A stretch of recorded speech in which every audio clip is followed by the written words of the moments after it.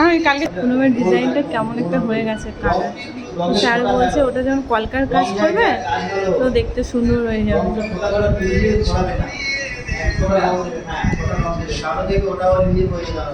আবার অতিরিক্ত দিও না, তাহলে ছেড়ে যাবে।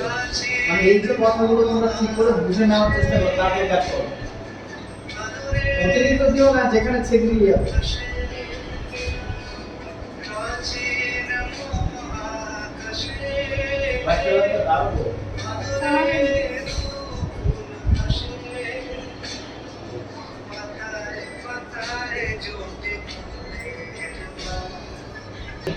এই চাপাটা লাগানো হয় না, এতে যদি তোমরা শুধুমাত্র